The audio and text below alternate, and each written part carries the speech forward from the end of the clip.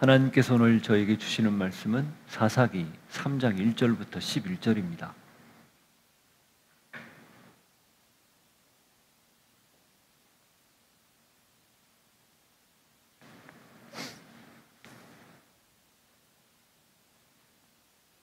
같이 읽겠습니다. 여호와께서 가나안의 모든 전쟁들을 알지 못한 이스라엘을 시험하려 하시며 이스라엘 자손의 세대 중에 아직 전쟁을 알지 못하는 자들에게 그것을 가르쳐 알게 하려 하사 남겨두신 이방 족속들은 블레셋의 5 군주들과 모든 가나안 족속과 시돈 족속과 바알 헤르몬 산에서부터 하맛 입구까지 레바논 산에 거주하는 히위 족속이라. 남겨두신 이 이방 민족들로 이스라엘을 시험하사 여호와께서 모세를 통하여 그들의 조상들에게 이르신 명령들을 순종하는지 알고자 하셨더라. 그러므로 이스라엘 자손은 가나안 족속과 헷 족속과 아모리 족속과 브리스 족속과 히위 족속과 여부스 족속 가운데에 거주하면서 그들의 딸들을 맞아 아내로 삼으며 자기 딸들을 그들의 아들들에게 주고 또 그들의 신들을 섬겼더라. 이스라엘 자손이 여호와의 목전에 악을 행하여 자기들의 하나님 여호와를 잊어버리고 바알들과 아세라들을 섬긴지라. 여호와께서 이스라엘에게 진노하사 그들을 메소보다미아 왕 구산 리사다임의 손에 파셨으므로 이스라엘 자손이 구산 리사다임을 8년 동안 섬겼더니 이스라엘 자손이 여호와께 부르짖음에 여호와께서 이스라엘 자손을 위하여 한 구원자를 세워 그들을 구원하게 하시니 그는 곧 갈렙의 아우 그나스의 아들 온니엘이라. 여호와의 영이 그에게 임하셨으므로 그가 이스라엘의 사사가 되어 나가서 싸울 때에 여호와께서 메소포타미아 왕 구산 리사다임을 그의 손에 넘겨주심에 온니엘의 손이 구산 리사다임을 이기니라. 그 땅이 평온한 지 40년에 그나스의 아들 온니엘이 죽었더라. 하나님 아버지, 오늘도 말씀 앞에서 세상의 그 거대한 파도와 또 조류를 어떻게 이겨낼지 다시 고민하게 하시고 그 하나님께서 허락하신 방법이 성령의 충만함임을 다시 확인하고 성령 충만함을 간구하는 귀한 시간이 되게 하여 주옵소서. 예수 이름으로 기도하옵나이다. 아멘. 암울한 시대를 어떻게 헤쳐나갈 것인가? 그 어느 때보다 강력한 도전 앞에서 한없이 무력한 우리의 실존, 그리고 혼자 힘으로는 도저히 헤쳐나갈 수 없을 것 같은 거대한 파도처럼 늘 물밀듯 밀려오는 현실, 그리고 무엇 하나 제대로 판단할 수 없는 복잡한 세상의 가치들, 이데올로기든 혹은 사회학적 현상이건 무엇이 옳다 그러다 쉽게 말할 수 없는 여러 가지 현실 앞에서 과연 우리가 어떻게 이 모든 것들을 극복할 것인가? 이게 바로 특별히 신앙을 가진 우리들의 요즘의 고민입니다. 하나님이 말씀하신 이 성경의 가치를 기준 삼아서 이대로 살고자 애를 쓰지만 너무 큰 다른 거대한 가치들이 물밀듯 밀려오기에 그 사이에서 갈등하는 거죠. 과연 어떻게 해야 되는가? 분명히 말씀이 옳다는 거 알지만 현실에 부딪히면 그 말씀대로 살기가 버거운 것, 이것이 현실 아니겠습니까? 엄중하고 심각한 질문, 특히 요즘에 부쩍 그런 질문들을 저는 많이 하고 있습니다. 여러분은 어떤지 모르겠어요. 개인의 삶은 독립적인 게 좋습니까? 의존적인 게 좋습니까? 세상은 독립적인 걸 높이 평가합니까? 의존적인 걸 높이 평가합니까? 여러분, 그러면 신앙은 독립적일까요? 의존적일까요? 하나님으로부터의 독립입니까? 하나님에게로의 전적인 의존입니까? 하나님을 벗어나 자유롭게 판단하고 행동하는 권리를 누리는 것, 이게 당연합니까? 아니면 하나님을 향해 달려가면서 말씀의 근거에 판단하고 행동하며 내가 할 수 있는 것, 하지만 그것을 당연히 포기하고 하나님 뜻대로 살려고 몸부림치는 것, 이게 건강합니까?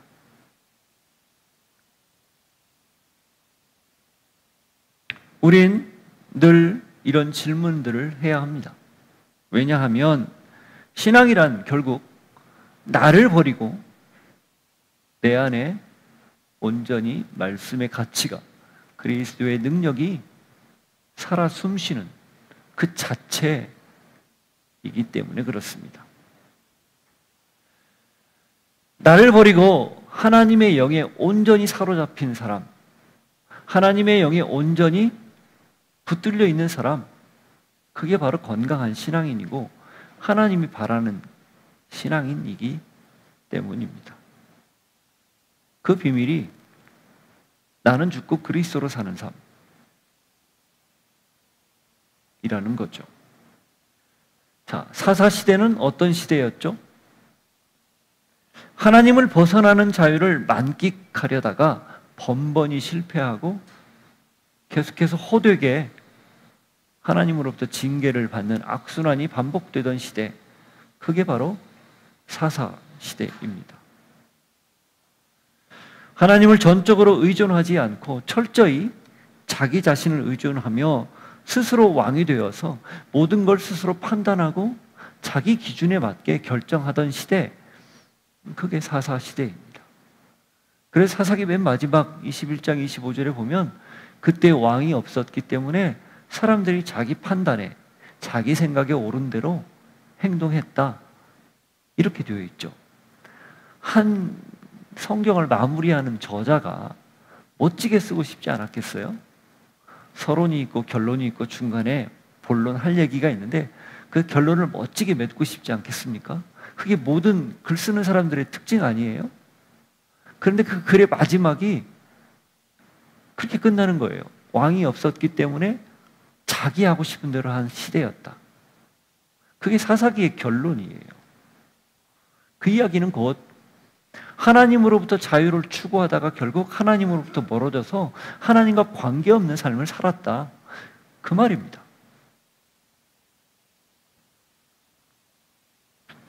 그렇지만 사사기 전체가 하나님과 관계 전혀 없는 사람들의 이야기만은 결코 아니죠.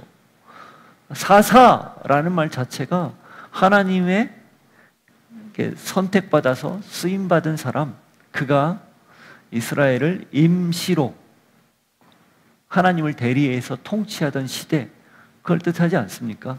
그 말인즉 그 중에 적어도 사사만큼은, 또 사사와 함께 그 일에 동조했던 소수의 사람들만큼은 예외적으로 하나님의 성령에 감동되어서 사람들이 살던 일반적인 가치 기준을 따르지 않고 하나님이 주시는 말씀의 가치를 가지고 살았다라는 뜻이죠. 그래서 그나마 그들이 마치 가느다란 빛처럼 그 어두운 세상을 비치는 거예요.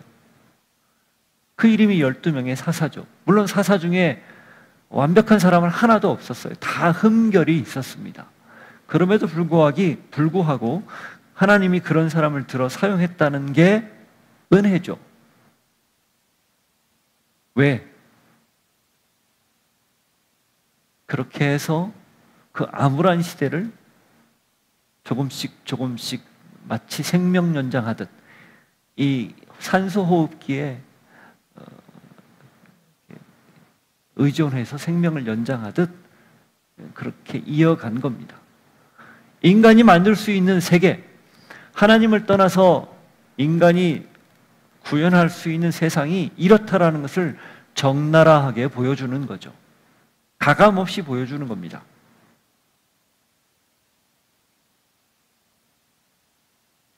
오늘은 그 사사기의 본론 부분에서 첫 번째 사사에 관한 이야기를 함께 나눌 예정입니다. 짧은 내용이에요. 1절부터 11절까지 내용인데, 그나마 이 첫 번째 사사에 관한 내용은 9절부터 11절 사이에 딱 3절만 나옵니다. 물론 12명의 사사 중에 뒤에 가면 그냥 이름만 거명되고 아들을 몇 명 낳았고 성은 몇 개였고 가지고 있는 재산은 얼마 정도였다라고 말하는 사람들에 비해서는 그나마 설명이 좀 많은 편이지만, 첫 번째 사사에 대한 소개치고는 굉장히 짧은 내용입니다. 그런데 여기에 숨어있는 비밀이 있어요. 그건 뒤에 결론부에 가서 이야기를 하기로 하고, 그래서 사사 이야기가 본격적으로 시작이 돼요. 무슨 이야기입니까? 여러분, 사사 12명의 이야기는 다른 말로 하면은 여호와의 영에 감동된 사람 이야기, 이렇게 이해하셔도 돼요. 그 암울한 시대를 이끌어가는 하나님의 방법이 그나마 당신의 영에 충만하게 감동된 사람, 특정 한 사람을 통해서 그 시대를 이끌어갔다는 게 핵심이에요. 다른 말로 하면 오늘 이 수많은 가치 충돌, 어려운 현실 앞에서 놓여있는 우리 역시 하나님의 영에 충만히 온전히 사로잡혀 있다면 동일하게 사사시대의 한 줄기 빛처럼 하나님의 뜻을 면면히 이어갔던 그 사람의 역할을 우리 각자가 할 수 있다는 거예요. 그게 핵심입니다. 그러니 더는 의기소침해할 이유도 없고, 우리의 마음만 온전히 하나님을 향한다면, 말씀에 사로잡히고 성령의 충만함을 힘입어 살 수 있다면, 그래도 하나님이 오늘 우리를 통해서 이 땅의 소망의 빛을 비추실 거라는 기대, 그게 바로 사사기를 읽는 내내 우리가 가져야 할 태도라는 겁니다. 자, 오늘 이 첫 번째 사사가 등장하는 그 배경과 함께 이 말씀 속에서 우리가 어떻게 하나님을 붙들고 성령에 온전히 사로잡힌 사람이 될 것인지 한번 생각을 해보기를 바랍니다. 먼저 2장 끝부분에 보면 하나님이 이방 민족들을 남겨두신 이유를 한 번 더 설명을 했었죠. 거기 보십시오. 22절. 이는 이스라엘이 그들의 조상들이 지킨 것 같이 나 여호와의 도를 지켜 행하나 아니하나 그들을 시험하려 함이라 하시니라. 여호와께서 그 이방 민족들을 머물러 두사 그들을 속히 쫓아내지 아니하셨으며 여호수아의 손에 넘겨주지 아니하셨더라. 2장까지는 사사기의 서론입니다. 그리고 특별히 2장이 마지막 부분 16절부터 23절까지는 사사시대의 전체를 아우르는 그런 이야기예요. 사사시대가 어떤 시대인지를 보여주는 내용이죠. 한마디로 하나님의 말씀을 잘 따르지 않아서 하나님이 그들의 신앙 상태나 영적인 상태 이런 것들을 끊임없이 시험하는 그런 시대였다. 그리고 그것이 반복되던 시대였다. 이 얘기예요. 그런데 그걸 3장에 들어서서 한 번 더 반복을 합니다. 이제 첫 번째 사사가 등장하는 그 배경을 설명하는데 한 번 더 그 이야기를 하는 거죠. 자, 1절 보시죠. 여호와께서 가나안의 모든 전쟁들을 알지 못한 이스라엘을 시험하려 하시며, 다만 조금 더 구체적으로 설명합니다. 1절에 뭐라고 되어 있어요? 전쟁들을 알지 못한 이스라엘을 시험하려고 이렇게 되어 있습니다. 그러려고 어떻게 했다고요? 2절. 이스라엘 자손의 세대 중에 아직 전쟁을 알지 못하는 자들에게 그것을 가르쳐 알게 하려 하사 남겨두신 이방 민족들은 이렇게 되어 있습니다. 그러니까 하나님이 2장 마지막 부분에서 당신을 따르나 따르지 않나 시험하려고 이방 민족들을 남겨두셨는데, 그걸 좀 더 구체적으로 설명을 하는 게 전쟁을 알지 못하는 사람들에게 전쟁을 통해 무언가를 교훈하려고 남겨두셨다. 그렇게 설명하는 겁니다. 여호수아의 정복 전쟁을 염두에 둔 표현이죠. 이 이 장 마지막에 보면 여호수아와 그와 함께 했던 사람들이 다 죽고 이렇게 돼 있거든요. 그러니까 세대가 지금 바뀐 거예요. 그리고 그 다음 세대들은 여호와를 잘 알지도 못하고 행하신 일도 기억하지 못했다 이렇게 돼 있죠. 그러니 그들에게 하나님이 어떤 분인지를 알려주기 위해서 이방 민족들을 남겨두었다. 그런데 사실 이건 엄밀히 따지면 해석이에요. 설명이에요. 현실은 뭐였죠? 유다 지파를 중심으로 한 나머지 지파들이 그 땅에 거주하는 이방인들을 제대로 쫓아내지 못했기 때문이에요. 그들이 힘이 좀 더 강했고 또 쫓아내기에는 버거운 그런 상대들이 많았기 때문에 적당히 타협해서 생긴 일이에요. 아시다시피 예루살렘이 언제 온전히 이스라엘 땅이 됩니까? 이스라엘 영토가 돼요. 퀴즈. 다윗 시대 때예요, 다윗 시대. 이 이후로 400년이나 지난 다음에 이스라엘 소속이 돼요. 계속 분쟁이 있었던 거죠. 난공불락의 요새가 예루살렘 그 성입니다. 그래서 시온산성이라는 말이 그때 나온 거예요. 예루살렘 그 언덕을 시온이라고 했거든요. 그 성을 다윗성이라고 부른 이유도 거기에 있습니다. 다윗의 원래 본거지는 헤브론이었죠. 베들레헴 출생이고 헤브론에서 유다 지파의 왕이 됐지만 12지파의 왕으로 인정받은 그때 예루살렘을 정복하거든요. 예루살렘은 유다 지파 소속 땅이 아니었어요. 베냐민 소속 땅이었어요. 근데 그때 비로소 예루살렘을 정복하고 완전히 몰아내는 거죠. 그러니 이 400년 이후에 400년도 훌쩍 지난 그 이후에 비로소 정복할 정도라면 이 초기에는 어떻겠어요? 이렇게 생각하시면 됩니다. 그냥 대부분 같이 살았다. 이게 현실이에요. 근데 하나님이 그 같이 살 수밖에 없었던 그 사실을 어떻게 지금 설명하는가? 전쟁을 가르치기 위해서. 그걸 통해서 이 백성이 나를 따르는지 따르지 않는지 시험하기 위해서라고 설명을 하는 겁니다. 여러분, 전쟁만큼 강력한 시험 도구가 없습니다. 그렇죠? 전쟁은 죽고 사느냐 문제예요. 절체절명의 위기에 늘 놓여있는 상황입니다. 가장 강력한 도전이에요. 인간 개인에게. 그 국가나 사회에. 그러니 어떻게 하겠어요? 혼연일체가 돼서 단결하면 겨우 이길 수 있는 것. 이게 전쟁 아닙니까?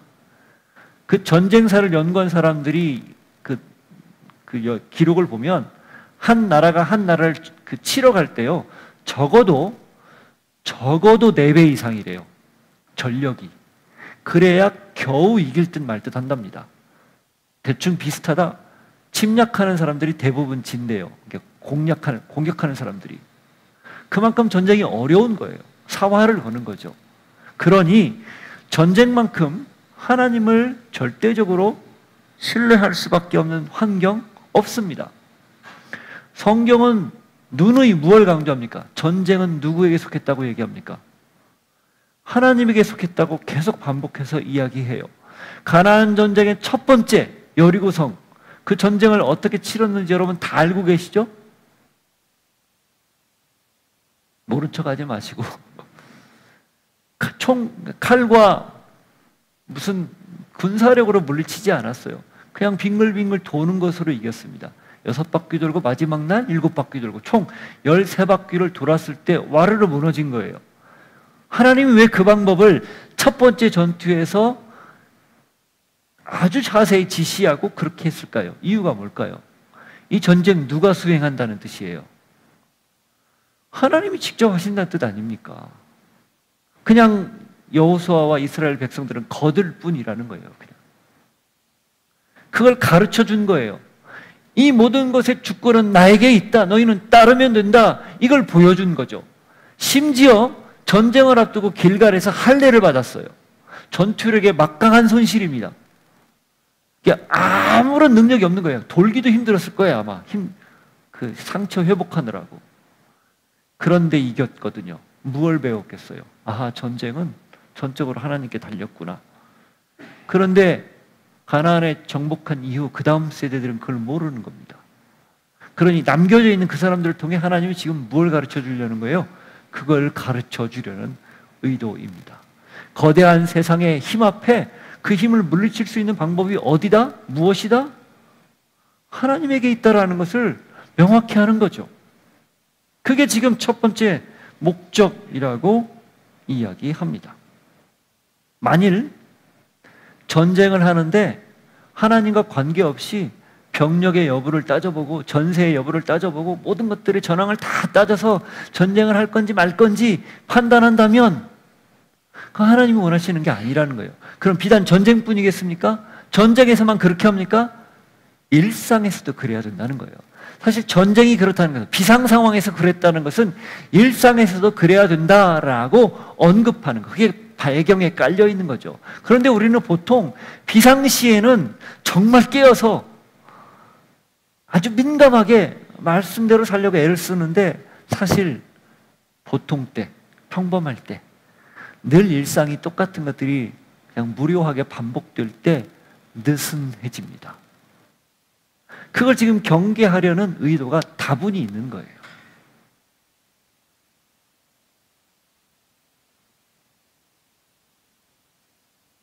그래서 자연스럽게 이어지는 표현이 순종하나 순종하지 않는가, 이걸 보려는 거죠. 3절 4절 보십시오. 블레셋의 5 군주들과 모든 가나안 족속과 시돈 족속과 바알 헤르몬 산에서부터 하맛 입구까지 레바논 산에 거주하는 히위 족속이라. 이 사람들이 누구라고요? 전쟁을 통해서 시험하려고 남겨두신 민족들이라는 거예요. 4절. 남겨두신 이 이방 민족들로 이스라엘을 시험하사 여호와께서 모세를 통하여 그들의 조상들에게 이르신 명령들을 순종하는지 알고자 하셨더라. 결국 말씀대로 사는가 살지 않는가를 알게 하기 위해서 남겨두셨다. 이렇게 하나님이 활용하신 겁니다. 이스라엘이 잘못한 일을 하나님이 어떻게 쓰신 거예요? 이걸 통해 그들을 하나님을 계속 신뢰하는지 안 하는지를 믿는 방법으로 쓰셨다는 거예요. 굉장히 중요한 메시지가 이 안에 담겨 있습니다. 우리가 살면서 실수하죠. 그렇죠? 실수하지 않는 사람은 없습니다. 실수하면 끝인가? 아니에요. 그 실수한 것 안에 매여 있고 그것들을 반복하면 그게 정말 가장 어려운, 혹은 구제불능일 수 있겠지만, 그 실수를 통해서 그걸 반면교사 삼아 배우고 깨달으면 그게 오히려 더 회복의 탄력성을 크게 해서 하나님을 더 전적으로 신뢰할 수 있는 기회를 주더라는 거죠. 그게 우리 주변에 펼쳐진 여러 가지 일들, 혹 내 실수로 말미암아 생긴 일들을 보는 관점입니다.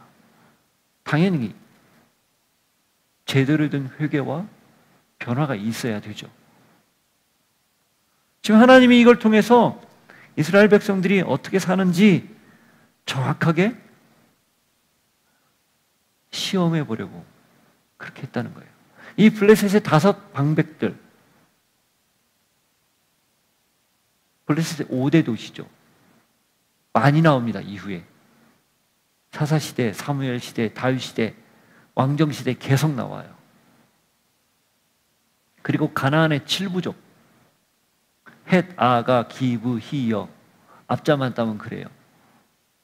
그 7족속 대대로 남아서 계속 괴롭힙니다. 그리고 저 시돈 땅에 있는 이방 족속, 그 위에 있는 아람, 모압, 암몬, 그 다음 에돔, 블레셋, 이스라엘 중심으로 사방에 펼쳐져 있는 이방인들이죠. 그들이 끊임없이 이스라엘을 괴롭힙니다. 그러나 때로는 그들의 욕심 때문에 쳐들어오고 그들이 먹고 살려고 침략해온 거지만, 하나님이 그걸 통해서 계속 이 사람들이, 이 이스라엘 백성들이 나를 신뢰하는지 신뢰하지 않는지 그렇게 사용하셨다는 거예요. 우리 주변에 우리가 원하지 않는 일 사라지지 않습니다. 있어요. 우리 힘으로 어떻게 할 수 없는 일들 계속 있습니다. 끊어내야 했지만 그러지 못해서 생긴 일, 그리고 그것과 상관없이 불가항력적으로 생기는 일들, 타인의 누군가의 욕심 때문에 피해보는 일들, 이런 일들이 비일비재합니다. 사회적, 구조적, 불합리한 모습들 때문에 일어나는 많은 일들이 있어요. 이걸 어떻게 받아들여야 합니까? 피해갈 수는 없는데, 그렇다고 혼자 맞닥뜨리기는 버거운데 어떻게 해야 될까요?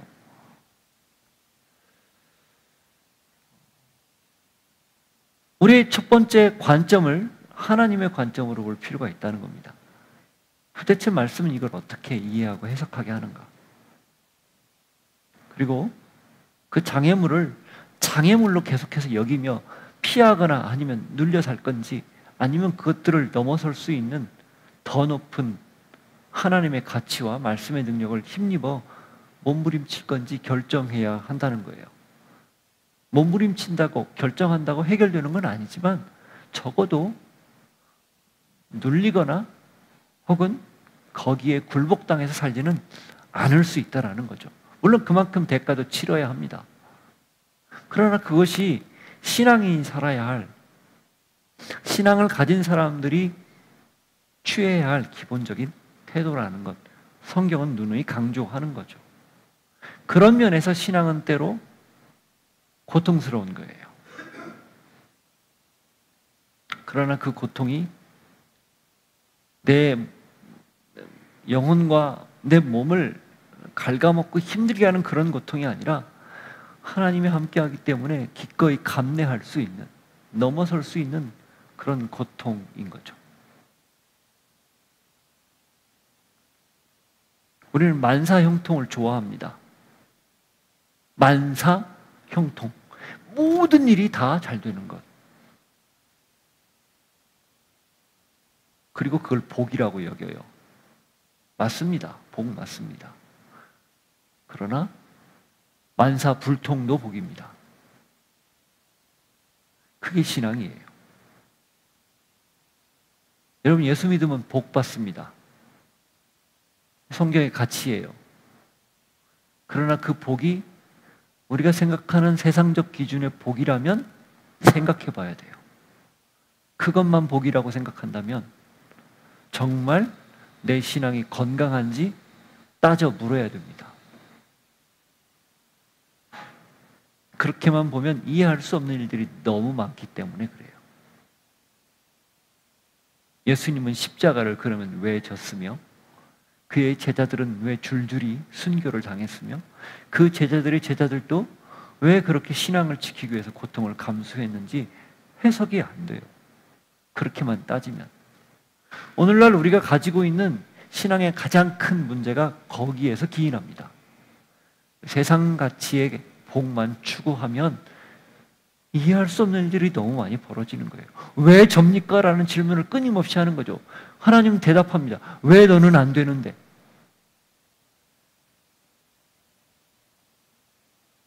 복에 대한 개념이 달라서 그래요. 여러분, 복은요, 하나님이 말씀하신 대로 말씀의 가치를 내가 붙들고 살려고 몸부림치는 게 복이에요.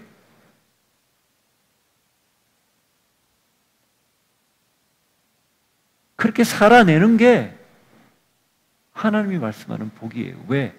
그게 더 고귀하니까. 그게 더 하나님이 바라는 일이기 때문에.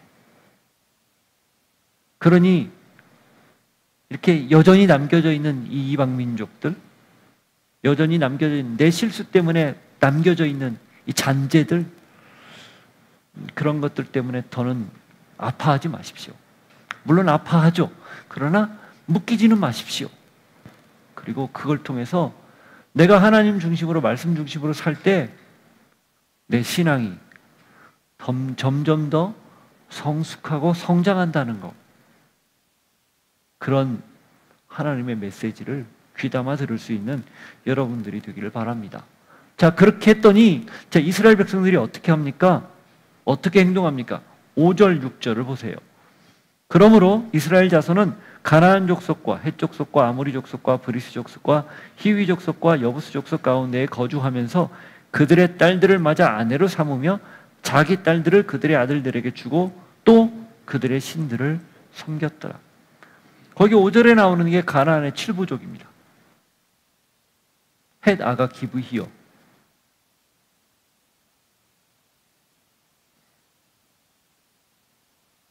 그런데 어떻게 됐다고요? 그들이 서로 통혼했다는 겁니다. 딸들을 아내로 삼고 자기 딸들을 그들의 아들들에게 주었다. 이 결과는 어떻게 될까요? 당연히 우상숭배로 이어집니다. 그들의 신들을 섬겼더라. 이방인과의 결혼은 거의 예외 없이 전부 이방신에게 절하는, 곧 이방신을 섬기는 우상숭배로 직결된다는 게 성경의 이야기예요. 이후 역사서에 나오는 모든 이야기가 다 그 내용입니다. 대표적으로 솔로몬이 있죠. 첫 이방인과 결혼이 이집트의 여인과 결혼한 거예요. 그럼 이집트 여인과 결혼했으면 이집트의 신들, 10계명의 그 10재앙에 나오는 10가지 재앙, 그게 다 이집트 사람들이 섬기던 신들이라는 거 아시죠? 피, 개구리, 이, 파리, 다 그게 다산과 풍요를 상징하는, 피는요, 그 나일강을 섬기던 그걸 하나님이 나일강을 피로 물들게 하면서 그걸 무기력하게 만든 거거든요. 무력화한 거거든요. 장자의 죽음, 심지어는 다산과 그리고 으뜸이라고 생각하는 이 모든 것들을 전부 다 하나님이 철저히 아니다라고 말하는 것, 이게 열재앙이에요. 대표적으로 이 열재앙뿐 아니라 수많은 우상들이 그 여인과 함께 솔로몬에게 같이 온 거예요. 솔로몬의 타락의 시초예요. 아무도 예외가 없습니다. 그래서 이방인과 결혼하지 말라 그렇게 강조한 거예요. 여기에 섬겼다라는 말은 무슨 말일까요? 예배했다는 말 아니겠습니까? 이스라엘은 누구를 예배하라고 불러낸 사람들이에요. 누구를 예배하라고 부른 사람들입니까? 시내산에서 언약을 맺었잖아요. 나는 너의 하나님이 되고 너는 내 백성이 될 것이다. 하나님 한 분만 섬기라고. 그래서 19장이 그 내용이고 언약을 맺는 내용이죠. 시내산에서 20장이 뭐예요? 언약의 헌법과도 같은 10계명. 그걸 딱 준 거잖아요. 그리고 21장부터 그 아래 법률들, 하위 법률들을 쭉 주고, 그러고 나서 25장부터 무슨 얘기해요? 성막 짓는 얘기하죠. 그게 무려 40장까지 이어져요. 왜 성막 짓는 이야기와 성막 짓는 실제 내용과 유임식 그리고 제사 드리는 마지막 봉헌하는 내용까지 그렇게 길게 썼을까요? 딱 하나의 메시지입니다. 나만 섬겨라. 그게 핵심이에요. 그런데 우상들을 섬겼다는 거예요.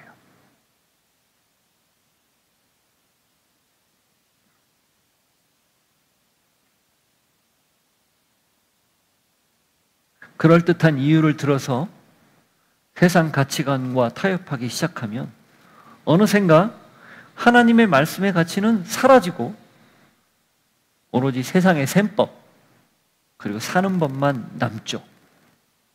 그렇게 되면 사람을 존중하고 섬기고 포용하고 사랑해야 하는 하나님이 만든 사람다움, 그 가치는 다 오간데 없이 사라지고 뭐만 남아요? 약육강식의 동물의 왕국 같은 법칙만 남는 거예요. 왜 세상이 그렇게 서로가 서로를 잡아먹지 못해서 안달이 났을까? 원래 만든 그 형상을 다 놓쳤기 때문이에요. 하나님의 형상, 그 이미지를 다 놓쳤기 때문에 동물 같은 본능만 남아있는 거죠.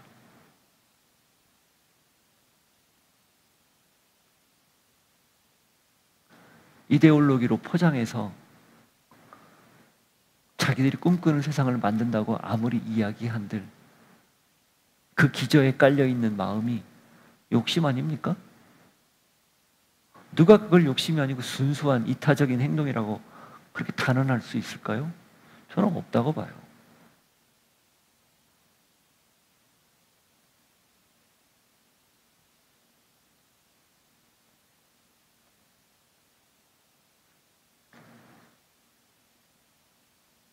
하나님이 이런 세상을 가만두시겠습니까? 절대 그렇지 않습니다. 징계를 내립니다. 그게 사사기 저자의 진단과 함께 이렇게 나타나는 거예요. 7절, 8절 보십시오. 이스라엘 자손이 여호와의 목전에 악을 행하여 자기들의 하나님 여호와를 잊어버리고 바알들과 아세라들을 섬긴지라. 여호와께서 이스라엘에게 진노하사 그들을 메소보다미아 왕 구산 리사다임의 손에 파셨으므로 이스라엘 자손이 구산 리사다임을 8년 동안 섬겼더니. 거기 7절에 보면 잊어버리고라는 표현이 나오죠. 이게 그냥 망각하다 이런 뜻이 아니에요. 무슨 뜻인가? 하나님을 의도적으로 버렸다, 멀리했다, 그런 뜻입니다. 이 잊어버렸다는 말이 그냥 얼뜻 듣기에는 그냥 하나님이 하신 일들을 그냥 생각하지 않고 자기 생각대로 살았다, 이렇게 이해할 수 있을 것 같지만 원문의 의미는요, 의도적으로 하나님을 멀리했다, 그런 뜻이에요. 여러분, 누가 처음부터 의도적으로 멀리했겠어요? 그런 사람은 없었을 겁니다. 그런데 어쩌다 이렇게 됐을까요? 자꾸 다른 걸 보다 보면 나중에는 하나님 가까이 하는 게 불편한 거예요. 부담스러운 거예요. 왜? 희한합니다. 하나님을 더 잘 알기 때문에 그렇죠. 어떤 분이라는 걸 우리는 속속들이 다 알고 있다는 걸 알기 때문이에요. 그분이 어떤 분이라는 걸 알기 때문에 가까이 하기에 너무 불편한 거예요. 그러니 어떻게 합니까? 의도적으로 자꾸 모른 척하는 거예요. 외면하는 거예요. 멀리하는 거예요. 말하는 거 싫어하는 거죠. 딱 이 모양새입니다.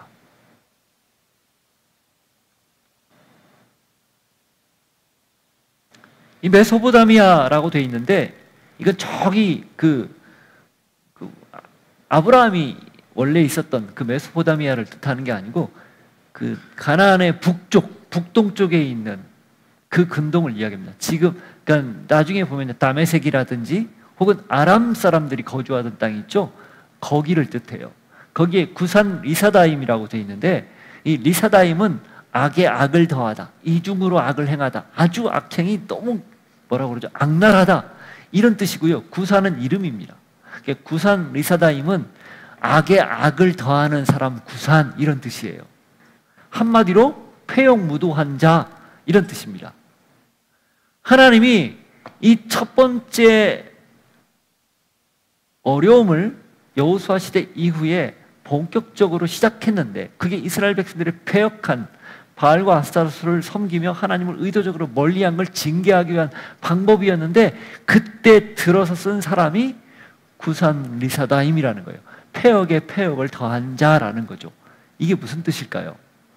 아주 그냥 눈에 확 띄게 어떻게 옴짝달싹할 수 없을 정도로 꼼짝 못하게 꽉 그들을 옥죄었다, 이런 뜻입니다.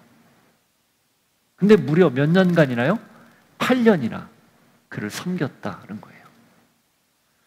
하나님으로부터 자유를 꿈꾸며 하나님을 의도적으로 멀리했던 이스라엘 백성들이 하나님의 징계를 받았는데 자기들이 그토록 갈구했던 자유를 박탈당하고 오히려 더 엄청난 대상 혹은 사람에게 억압을 받는 상황이 된 거예요. 자유를 추구하려고 떠났는데 어떻게 된 겁니까? 더 크게 구속된 거예요. 이게 역설이죠. 이게 모순이죠. 그래서 시편 기자가 내가 주의 신을 떠나 어디로 피하겠습니까? 이 고백 드린 거예요. 갈 수 있는 곳이 없는 거죠. 그 말인즉슨 하나님으로부터의 자유를 절대 추구하지 마라. 가장 안정적인 것은, 가장 행복한 것은 하나님 안으로의 자유다, 이 말입니다. 말씀으로부터 자유를 추구하지 마라. 성경으로부터 벗어나려 하지 마라. 가장 우리에게 주는 가장 큰 힘과 가장 큰 평강은 말씀 안에서의 자유다, 이 이야기예요. 궁금하십니까? 한번 해보세요. 바로 알 겁니다. 여러분 어쩌자고 신앙의 발을 들여놓으셨습니까? 우리 어린 친구들은 어쩌자고 어릴 때부터 이 어려운 길을 택했습니까? 힘들 건데. 그냥 생을 마음껏 살다가 마지막 순간에 할 걸 그런 생각 안 드세요? 저는 가끔 그런 생각 들거든요. 목사가 무슨 저런 말을 하지? 그만큼 힘들어서 그래요. 그러나 힘든 만큼 힘들어도 이 안에 있는 것이 얼마나 큰 행복인지 알기 때문에 기꺼이 걸어가는 것 아니겠어요? 그러니 여러분, 우리가 추구해야 할 자유는 벗어나는 자유가 아니에요. 달려가는 자유입니다. 어디로? 말씀으로, 하나님으로. 그 길만이 우리가 진정한 자유를 누릴 수 있는 방법이에요. 귀 있는 자는 깨닫기를 바랍니다.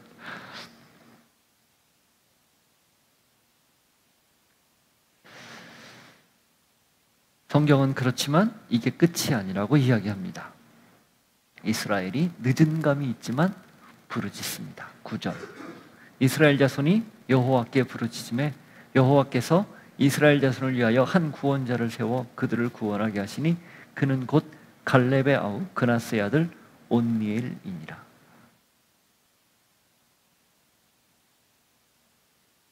온니엘, 앞부분에도 여러 번 등장했죠. 온니엘 이름의 뜻은 온니엘입니다. 온니는 능력이다 이런 뜻이에요. 엘은 하나님입니다. 붙이면 뭐예요? 하나님은 능력이다. 그게 온니엘의 이름 뜻이에요. 그냥 그의 이름은 여호와는 능력이다예요. 그런데 그는 지금껏 물론 이 갈렙 그러니까 유다 지파죠. 또 갈렙의 딸을 악사를 아내로 맞이했던 그런 사람입니다. 용장이고 맹장이고 그리고 이미 탁월한 지도력을 가지고 있었던 사람이에요. 그리고 그렇게 정복전쟁도 훌륭하게 치렀던 사람입니다. 그러나 그가 본격적으로 이스라엘의 사사로 등장한 것은 그 때문이 아니에요. 그가 그런 전력이 있기 때문에 하나님이 선택한 게 아니라 그 다음 10절입니다. 10절. 여호와의 영이 그에게 임하셨으므로 그가 이스라엘의 사사가 되어 나가서 싸울 때에 여호와께서 메소보다미아 왕 구산 리사다임을 그의 손에 넘겨주심에 온니엘의 손이 구산 리사다임을 이기니라. 뭐라고요? 그가 어떻게 사사로 부름을 받았다고요? 여호와의 영이 그에게 임하셨으므로입니다. 이게 핵심이에요. 그가 그동안 살아왔던 모든 것들이 그래서 이만한 조건이 돼서 선택했다가 아니에요. 이 이후에 사사들을 하나님이 선택하는 과정을 보면 거의 대동소이합니다. 심지어는 나는 그럴 수 없다라고 거부하는 사람도 선택했어요. 그래서 여러 번 시험하잖아요. 잘 알고 있는 사람이잖아요. 나중에 함께 또 나누겠지만 그러면서 선택했어요. 또 여인도 선택했습니다. 잘 알고 있는 드보라죠.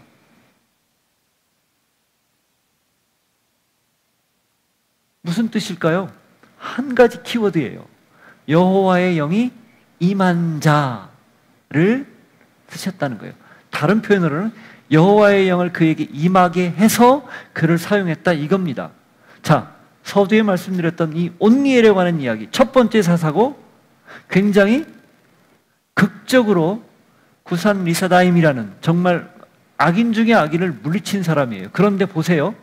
10절에 그에 관한 내용이 나오는데 그가 어떻게 구산 리사다임을 물리쳤는지 구체적 설명이 없습니다. 그냥 이겼더라 이렇게만 돼 있어요. 어떻게 어떤 과정을 통해 그를 물리쳤는지 설명이 없어요. 뒤에 가면 입다나, 기드온, 드보라, 삼손 같은 사람들은 아주 자세하게 설명을 하죠. 그런데 첫 번째 사사라는 분명한 의의가 있는데도 불구하고 아무런 설명이 없고 여호와의 영이 임했더니 사사가 되었고 이겼더라 라고 끝나요. 무슨 의도가 있었을까요? 저라면 틀림없이 자세히 있었을 것 같습니다. 왜? 하나님이 하시는 일을 드러내고 싶으니까. 하나님이 이렇게 일해서 구원자를 보내서 살려주셨으니까. 그런데 하나님의 영에 감동된 사사기 저자는 싹 빼버리고 핵심만 넣었어요. 왜 그럴까요? 그게 중요하니까. 뭐가 중요하니까? 여호와의 영이 임했다라는 사실이 중요하니까. 물론 그 이후에 12명도 다 똑같은 일을 겪기 때문에 그게 흔하게 돼서 그냥 익숙해질 수도 있겠죠. 그러나 적어도 첫 번째 사사에게만큼은 너무너무 중요한 거예요. 그리고 이건 우리에게 굉장히 강력한 메시지를 전해줍니다. 이 강력한 세상의 도전 앞에 구산 리사다임 같은 그런 도저히 우리 힘으로 넘어설 수 없는 불가항력적인 대상 앞에 우리가 어떻게 그걸 극복하고 넘어설 수 있을 것인가? 단 하나라는 거예요. 뭡니까?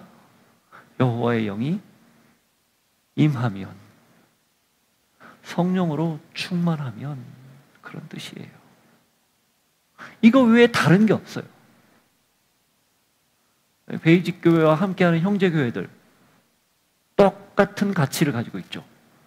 두 날개 혹은 두 기둥이라고 부르는 거. 그게 뭐죠? 말씀과 성령이에요. 그거 외에 다른 거 하지 않잖아요. 말씀 읽기에 전념하고 성령으로 충만하기 위해서 몸부림치잖아요. 왜 그래요? 그게 무너지면 다 무너지기 때문에 그렇습니다. 그걸 빼면 사실 아무것도 할 게 없어요. 그냥 다 일이에요. 그러면 말 그대로 사역이죠. 그러나 이 두 기둥이 정확히 받치고 있으면 무엇을 하든 괜찮습니다. 그 안에서 뭐든 다 할 수 있는 거예요. 11절에 그 땅이 평온한 지 40년에 그나스의 아들 온니엘이 죽었더라. 그가 어떻게 40년간 다스렸는지도 설명 안 해요. 그냥 40년간 다스린 뒤에 죽었다. 이렇게 딱 끝나요. 이게 묘미예요. 이 글 쓰는 이의 의도예요. 여러분 이걸 통해서 10절, 11절을 통해서 온니엘을 우리가 보는데 여러분 귀에, 여러분 눈에 뭐만 탁 들리고 박힙니까? 저는 여호와의 영이 임해서 이거 딱 한다. 이거 한 구절이에요. 우리에게 필요한 것도 마찬가지라는 거죠. 예수님이 누가복음 4장에 보면 시험을 끝내고 돌아와서 공생애를 시작합니다. 그리고 안식일이 됐어요. 회당에 가서 예배를 합니다. 그 예배할 때 회당장이 건네주는 두루마리를 받아서 펼칩니다. 그 펼쳐서 줄줄줄줄 찾아 읽은 것이 이사야 61장이에요. 누가복음 4장 한번 보십시오.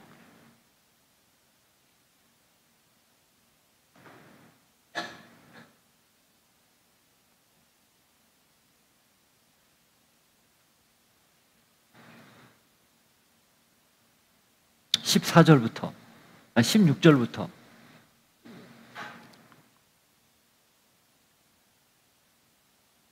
예수께서 그 자라나신 곳 나사렛에 이르사 안식일에 늘 하시던 대로 회당에 들어가사 성경을 읽으려고 서심해 선지자 이사야의 글을 들이거늘 책을 펴서 이렇게 기록된 데를 찾으시니 곧 주의 성령이 내게 임하셨으니 이는 가난한 자에게 복음을 전하게 하려고 내게 기름을 부으시고 나를 보내사 포로된 자에게 자유를 눈먼 자에게 다시 보게 함을 전파하며 눌린 자를 자유롭게 하고 주의 은혜의 해를 전파하게 하려 하심이라 하였더라.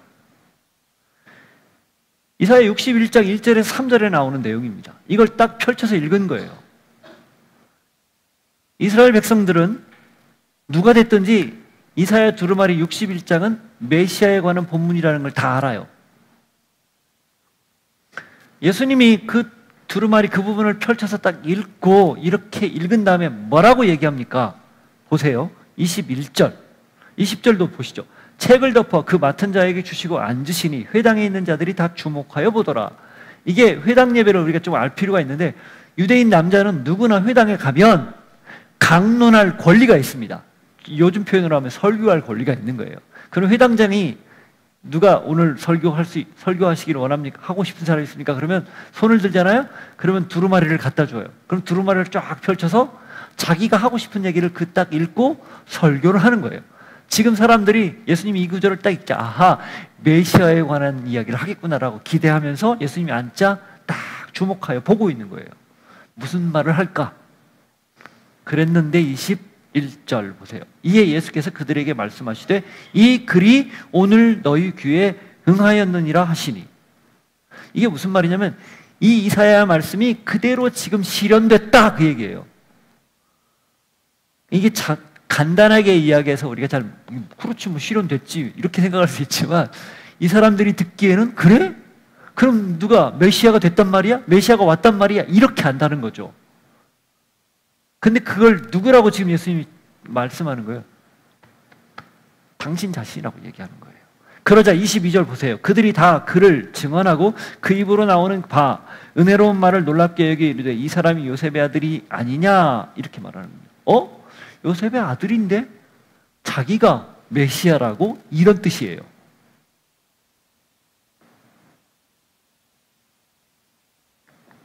예수님이 선지자는 고향에서 환영을 받지 못한다 이런 얘기를 하시죠. 그러면서 쭉쭉쭉쭉 얘기를 해요. 그 이하 보면 24절부터 27절까지 보면 다 얘기를 해요. 나만의 그 나병 환자 고침받은 이야기도 하고, 그다음 시돈 땅에 있는 사렙다의 과부 한 사람에게 보냈다 이야기도 하고. 그러자 28절 보십시오. 회당에 있는 자들이 이것을 듣고 다 크게 화가 나서 일어나 동네 밖으로 추천하여 그 동네가 건설된 산 낭떠러지까지 끌고 가서 밀쳐 떨어뜨리고자 하되. 왜 화가 났을까요?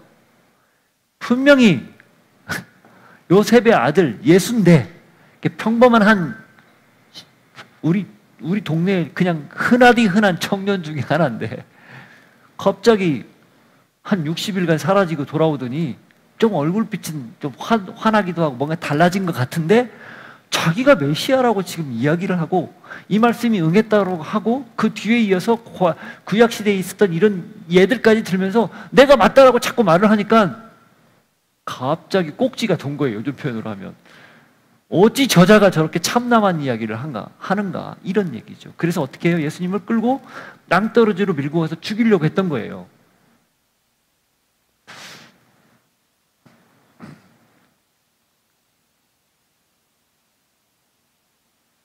왜 예수님이 이런 무리수를 뒀을까요? 이걸 몰랐을까요? 동네 사람들이 자기를 환영하지 않고 심지어는 이렇게 죽이려고 했을 거라는 걸 예상하지 못했을까요? 저는 했다고 봐요. 그런데 왜 이런 무리수를 뒀을까요? 여러분, 예수님조차, 성자이신 예수님조차 성령으로 충만해야만 했기 때문이에요. 이해가 되십니까? 왜 주의 영이 내게 임하사라는 표현 61장 말씀을 그대로 인용했는가? 실제로 예수님이 성령으로 온전하게 충만하기 때문에 말씀하신 거예요. 여러분, 겟세마네에서 예수님의 갈등을 아십니까? 그죠? 그 갈등이 그 기도를 왜 했어요? 예수님이 신이기 때문에 십자가를 무난하게 지셨다, 편하게 지셨다? 절대 아니에요. 인간이에요. 그 고통이 얼마나 큰지를 다 알고 계세요. 그러니까 그 고통을 예상하니까 그런 기도를 드린 거예요. 또 하나, 예수님은 지금껏 한 번도 삼위 하나님 그 단단한 일체의 고리에서 떨어진 적이 없어요. 근데 죽음이라는 것은, 십자가에서 죽는다는 것은 거기서 떨어져 나가는 걸 뜻해요. 분리되는 걸 뜻하죠. 그런 적이 없는데 그걸 예상하니까 이 잔이 좀 지나갔으면 좋겠습니다. 곧 이렇게 하지 않고도 당신은 전능자이니 우리는 전능한 존재이니 할 수 있지 않습니까? 다른 방법 쓰면 안 될까요? 물어본 거예요. 그런 갈등이 그 안에 있었던 거죠. 그런데 그걸 어떻게 넘어선 거예요? 성령의 능력으로 넘어선 거예요. 예수님이 죽었어요. 어떻게 살아납니까? 성령의 능력으로 살아난 거예요. 예수님이 그랬다면 우리는 너무 당연하지 않겠냐 이 말씀이죠. 사사시대에 주의 영이 강하게 임한 사람들이 그렇게 정말 삶의 자리가 완전히 뒤엉켜서 어디 하나 내놓을 것 없는 그런 조건 하나 만족하지 못하는 사람이 하나님이 일방적으로 들어 쓰실 때 그에게 성령으로 충만함이 허락되면, 임하면 그렇게 쓰임받았듯 우리도 그래야 되는 것, 이게 말씀의 핵심이라는 거예요. 예수님이 그랬다면 우리는 당연하다는 거죠. 아, 나는 괜찮다. 그게 교만이라는 거예요. 나는 죽고 그리스도로 사는 삶이라는 건 그래서 성령의 말씀에 이 두 기둥에 온전히 충만하게 지배당하는 삶을 뜻합니다. 그래야만 이 거대한 조류 같은 세파를 넘어서서 타고 넘으며 그 위에서 행복하게, 기쁘게 살아갈 수 있는 거예요. 그러지 않고는 답이 없습니다. 이 복잡한 가치관들의 충돌 속에서 뭐 하나 제대로 판단할 수 없고 결정할 수 없는 거죠. 바라기는, 소망하기는 여러분의 삶이 성령으로 충만하기를 바랍니다. 말씀으로 온전히 그 바탕 위에 서 있기를 바라요. 그래서 오늘도 내일도 앞으로도 계속해서 말씀을 읽고 또 읽고 성령으로 충만해지기를, 하나님이 말씀하실 때 그 말씀대로 살기를 끊임없이 결단하고 몸부림치기를, 그래서 그 길이 좀 힘들지만 얼마나 의미 있고 보람된 일인지, 하나님이 기뻐하는 일인지 생각하며 살 수 있기를 도전하고 축복합니다. 같이 기도하겠습니다. 지금은 예수 그리스도의 은혜와 하나님 아버지의 사랑과 성령님의 교통하심이 여호와의 영에 충만하여 세상 앞에 당당하게 여호와의 능력을 드러내며 살기를 소망하는 주의 백성들을 머리 위에, 삶의 자리 위에 이제로부터 영원토록 함께 하시기를 간절히 축원하옵나이다. 아멘.